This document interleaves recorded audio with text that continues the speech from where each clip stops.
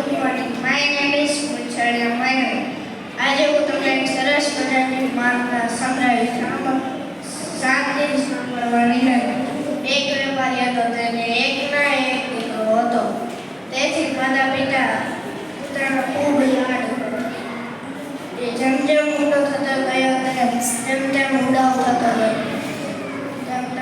થતો ગયો. પૈસાની કિંમત શું તેને એવી ખબર પડી નહીં. માતા પિતાએ તેને ખૂબ એને સમજાવ્યો, પણ પુત્ર સમજતો નહીં. એક દિવસ પિતાએ તેને બોલાવ્યો.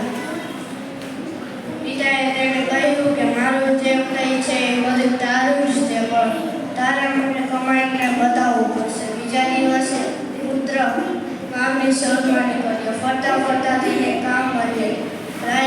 પહેલા ગોડાઉનમાંથી લારીનો બોરીઓ ઉપાડીને બીજા ગોડાઉનમાં લઈને મૂકવાનું કામ મળ્યું.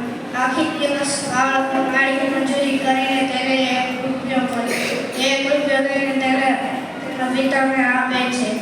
ઘરની પાછળ વાળામાં એક કૂવો હતો. તેના પિતાએ તેને એક કૂવો નાખી નાખી દીધો. થોડા દિવસ આમ જ ચાલ્યું. એક દિવસ પુત્ર અકળાયો. પુત્રએ પિતાને કહ્યું કે હું આખી દિવસ કાળી મજૂરી કરીને તમને રૂપિયા કૂવામાં કેમ નાખી દો છો?